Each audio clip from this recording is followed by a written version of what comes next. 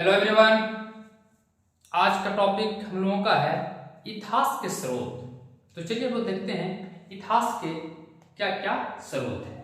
तो चलिए इतिहास को सबसे पहले तीन भागों में बांटा गया है। एक है प्रागैतिहासिक काल, दूसरा है आद्य ऐतिहासिक काल और तीसरा है ऐतिहासिक काल।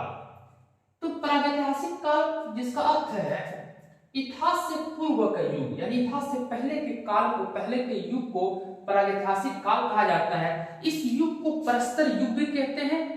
इस युग में लिखित साक्ष्य, इस युग का कोई भी लिखित साक्ष्य हमें नहीं मिला है। इस युग की जानकारी सिर्फ हमें पुरातात्विक स्रोतों से ही पता चलता है। तो जिसकी जानकारी पुरातात्विक स्रोतों से पता चलता है, लिखित कोई साक्ष्य इसका उपलब्ध नहीं है। प्रागैतिहासिक काल को तीन भागों में बांटा गया है। पूरा पाषाण काल जिसको पैलियोलिथिक एज कहा जाता है, मध्य पाषाण काल जिसको मेसोलिथिक एज कहा जाता है और नव पाषाण काल जिसको न्यूलिथिक एज कहा जाता है।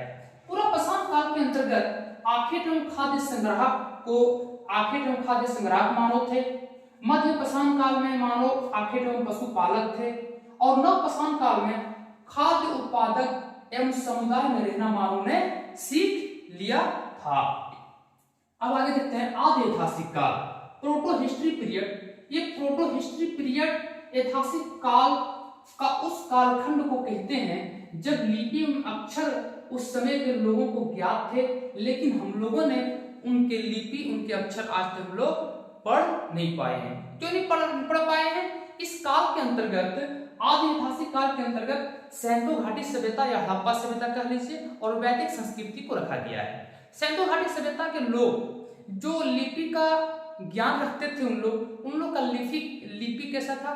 चित्राक्षर लिपि था। यानी उन लोगों ने क्या लिखे, क्या नहीं लिखे, आज तक हमारे विद्वानों ने उसको पढ़ नहीं पाए हैं। इसलिए इसको आद्य ऐतिहासिक काल कहा जाता है। इसके अंतर्गत हड़प्पा सभ्यता और वैदिक संस्कृति को रखा गया है।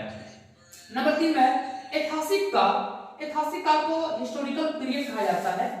इस काल की जानकारी के लिए लिखित साक्ष्य, पुरातात्विक स्रोत, साहित्यिक स्रोत एवं विदेशी यात्रियों का वर्णन पर निर्भर करता है। इस काल में मानव सभ्य हो चुके थे, मानव लिखना पढ़ना सीख चुका था, इसीलिए हमें लिखित साक्ष्य भी इसका उपलब्ध अभी भी हमारे पास है। इस ऐतिहासिक काल को तीन भागों में बांटा गया है: प्राचीन इतिहास, मध्यकालीन इतिहास और आधुनिक इतिहास। प्राचीन इतिहास एंशिएंट हिस्ट्री, मध्यकालीन इतिहास मेडिवल हिस्ट्री और आधुनिक इतिहास मॉडर्न हिस्ट्री। अब हम लोग आगे एक एक करके देखेंगे कि एंशिएंट हिस्ट्री क्या है, मध्यकालीन हिस्ट्री क्या है और आधुनिक हिस्ट्री या तो मॉडर्न हिस्ट्री क्या है।